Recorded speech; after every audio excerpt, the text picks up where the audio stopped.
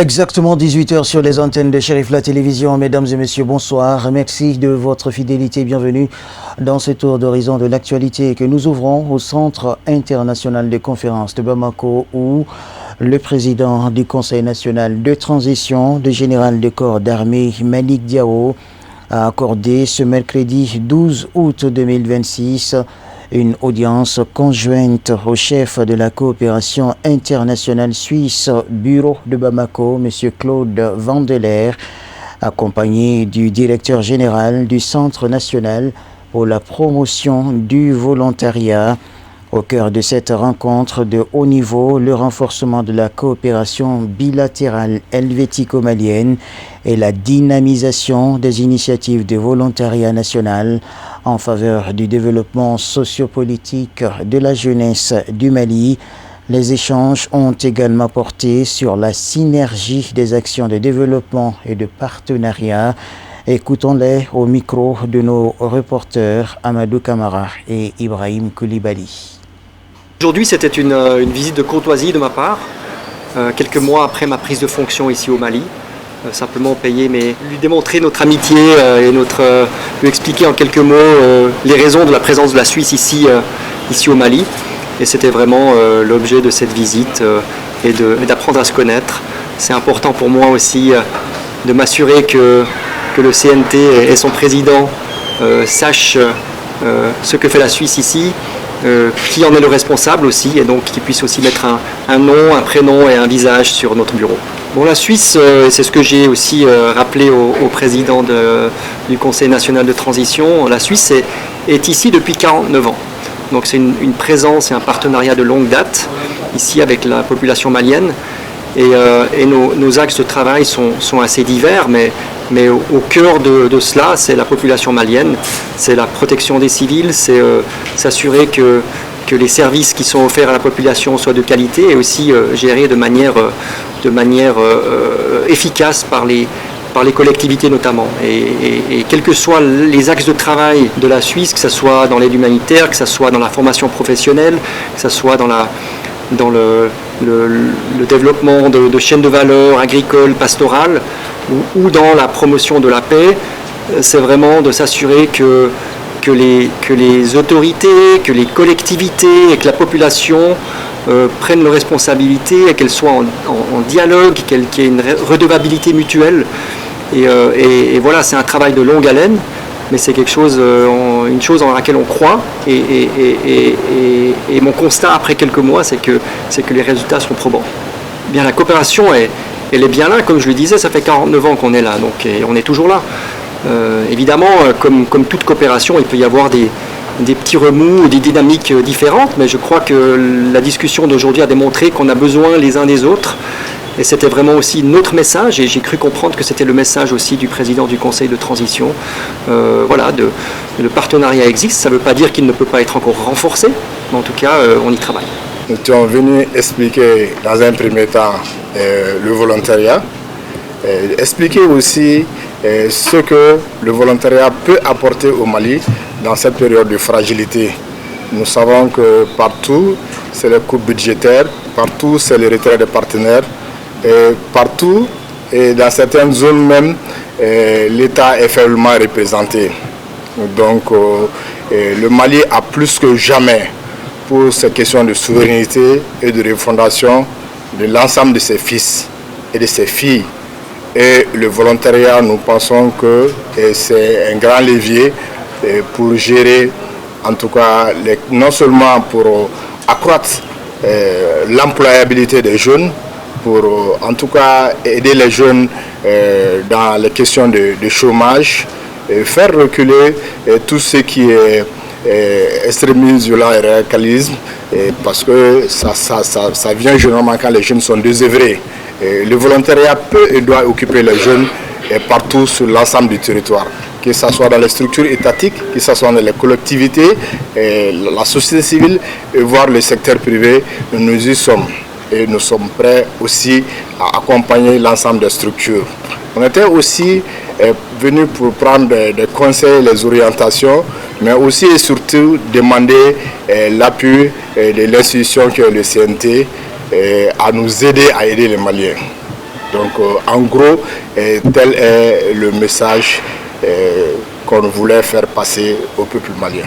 Et nous nous apprêtons à faire sortir les 7e contingents qui tournent autour de 200 volontaires qui doivent commencer sous peu. Voilà, dans les autres années, c'est généralement 100 volontaires pour une année. Et cette année, nous avons voulu faire 6 mois et aller toucher plus de volontaires. Et ça, c'est pour l'ensemble du territoire.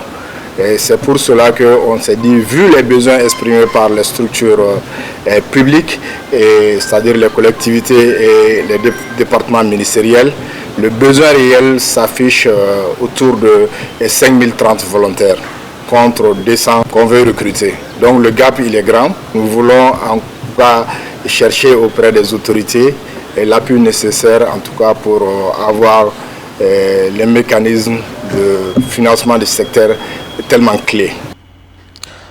Nous quittons le Centre international de conférences de Bamako pour la famille chérifienne de Bankoni Djankinebougou, où une délégation du comité Ansardine de Bankoni Plateau a été reçue en visite de courtoisie par Seyid Chérif Ahmed Tidjan Aïdara, fils du guide spirituel des Ansars. Le commentaire avec Abdul Karim Sako. Fidèle à une tradition de longue date, le comité Ansardine de Bankoni Plateau a effectué une visite de courtoisie à la famille du guide spirituel des Ansars à Bankoni Djankinebougou. La délégation composée d'hommes et de femmes a été reçue avec joie par le fils du guide spirituel des Ansars, Chérif Ahmed Tidjan Aïdara. La visite s'est faite un témoignage de reconnaissance et de soutien à la famille de Chérif Ousmane Haïdara pour la bonne organisation et la réussite des événements comme la Ziara et les Maouloud Nabawi, deux événements majeurs de la Fadi qui devraient se tenir dans quelques semaines. Les visiteurs se sont réjouis de la visite avec Chérif Ahmed Tidjan Aïdara, qui à son tour n'a pas occulté non plus sa joie de les recevoir. Il a, au nom de la famille et au guide spirituel des Ansars, Assid Chérif Ousmane Haïdara, les souhaité la bienvenue et fait des bénédictions pour les visiteurs. L'actualité sur un autre plan, le grand imam et le président du COSIM de Boundiali ont rendu visite au président du Haut Conseil islamique du Mali, son éminence Seyid Chérif Ousmane Madani Haïdara, en séjour en Côte d'Ivoire depuis près d'un mois, manifester leur affection au guide spirituel des Ansars et solliciter ses bénédictions au nom des érudits de la localité sont les points inscrits à l'ordre du jour. Les images de Louti Sidibé commentées par Samaïra Sanogo. Respectant une de ces traditions établies depuis des années, le président du Haut Conseil islamique du Mali, Assir de Chérif Ousmane Madani Haïdara, avait rendu visite aux notables, leaders religieux et personnalités de Bouniali dès son arrivée dans cette localité dans la suite de son séjour en terre ivoirienne. En retour, les leaders religieux de Bouniali à travers le grand imam et le président du COSIM sont venus exprimer leur satisfaction au président du groupement des leaders spirituels musulmans du Mali à travers une visite de grande courtoisie. Affichant leur satisfaction, les visiteurs sollicitent les bénédictions du guide spirituel de Zansar, Assir de Chérif Ousmane Madani Haïdara. Accueilli avec tous les honneurs par le guide spirituel de Zansar, Assir de Chérif Ousmane Madani Haïdara dans sa résidence, les visiteurs disent être en devoir de reconnaissance. Dans la même veine, ils ont tenu des propos de reconnaissance à l'égard de celui dont les efforts pour la propagation de l'islam authentique ne sont plus à démontrer. Occasion tout de même saisie par les visiteurs pour formuler des bénédictions au président de la Fédération islamique du Mali pour une longévité ponctueuse de santé afin qu'il continue avec son œuvre de fédérer les humains et à prêcher le message de Dieu.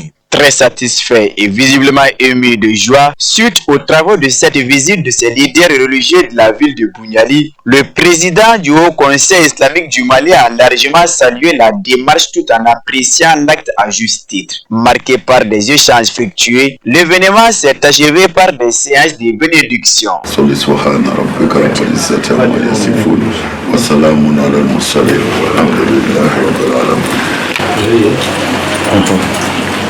Attention.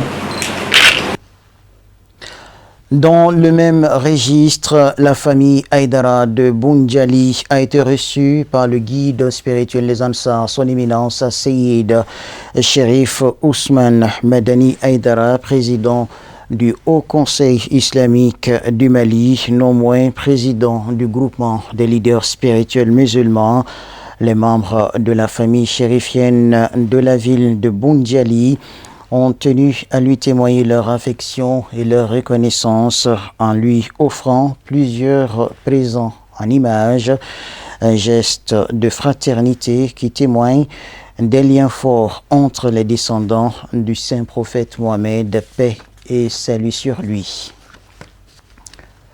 Dans le cadre de sa tournée toujours en Côte d'Ivoire pour le Maulid Nabawi organisé par l'association Ansardine du pays, une forte délégation composée des ressortissants maliens résidant à Odiéné a été reçue par le président du Haut Conseil islamique du Mali, le guide spirituel des Ansar, son éminence Seyid Chérif Ousmane Madani Haïdara.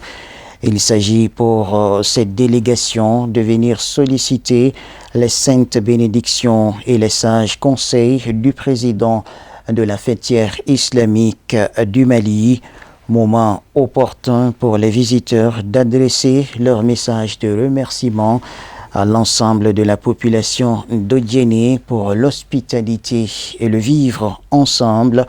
La rencontre qui a été une occasion pour la délégation d'exprimer son sentiment de joie et d'affection est sanctionnée par des prières et des mots de gratitude du guide spirituel des Ansar. Sans transition, voyons ce qui constitue l'essentiel de l'actualité internationale en bref et en images. 65 organisations de la société civile ont demandé lundi à Félix Tshisekedi de ne pas promulguer la loi fixant les modalités d'organisation d'un référendum en République démocratique du Congo. Dans un mémorandum présenté à Kinshasa, les signataires estiment qu'un tel processus n'est pas prioritaire dans le contexte actuel. Parmi eux figurent notamment la Lucha RDC, Filimbi, Civil Bridge et Génération Z de RDC. Les organisations prennent acte de l'arrêt rendu le 28 juillet par la Cour constitutionnelle qui a déclaré la loi conforme à la Constitution avec 13 réserves d'interprétation portant sur 44 articles. Elles invoquent les principales urgences du pays, notamment les violences dans l'Est, la protection des civils, la crise humanitaire et le retour des personnes déplacées. Les signataires estiment par ailleurs que le processus référendaire pourrait ouvrir la voie à une modification de la Constitution et remettre en cause à terme les échéances prévues par la Constitution de 2006. Ils demandent donc l'abandon du processus et la convocation sans délai d'un dialogue national inclusif. L'UDPS, parti du président Tshisekedi, défend de son côté la loi et estime qu'un cadre juridique est nécessaire pour encadrer l'organisation d'un référendum et combler un vide juridique.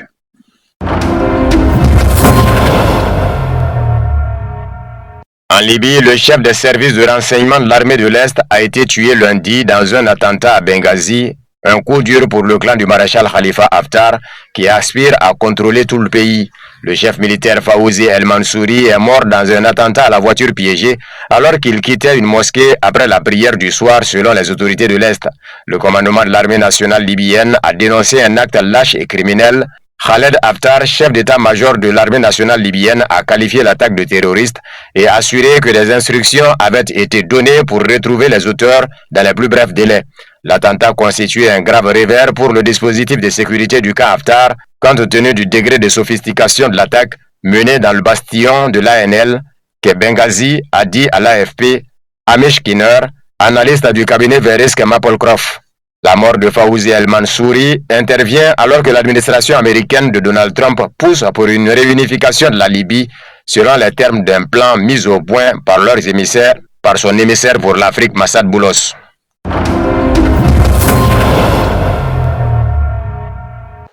Les bases militaires américaines du monde entier seront saisies si les tentatives américaines d'utiliser des armes nucléaires contre l'Iran avaient lieu, a déclaré le général de brigade Mohamed Reza Nahdi, conseiller du commandant en chef du corps des gardiens de la révolution islamique. Le général n'a pas précisé si l'armée iranienne occuperait les bases américaines par elle-même ou avec l'aide d'autres forces.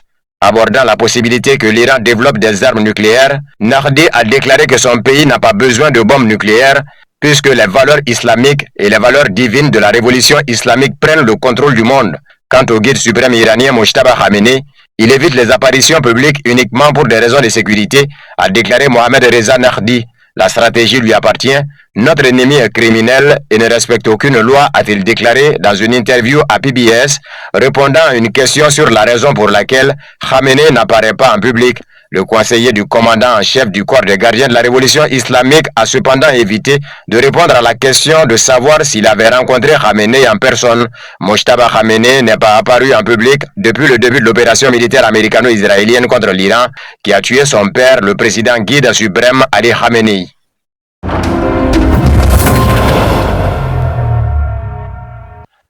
Les services secrets américains auraient mené une opération secrète pour évacuer discrètement le président américain Donald Trump d'Ankara, où se tenait le sommet de l'OTAN à bord d'un avion de transport militaire plutôt que de son avion présidentiel habituel Air Force One, en raison d'une prétendue menace iranienne, a rapporté le 10 août le Washington Post en citant des sources. Selon le journal américain, un scénario complexe aurait été mis en place pour assurer la sécurité.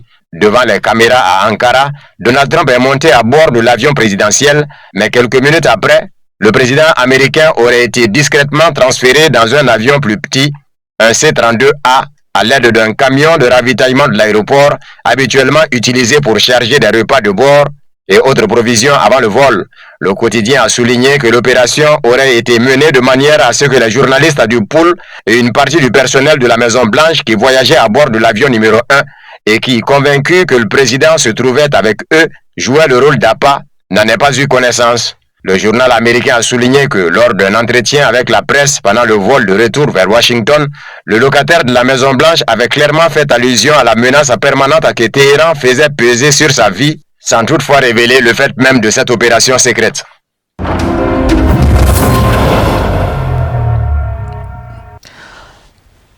Ainsi se referme ce tour d'horizon de l'actualité que j'ai eu le plaisir de vous présenter. Merci à vous de l'avoir suivi. Bonne suite de programme sur nos antennes.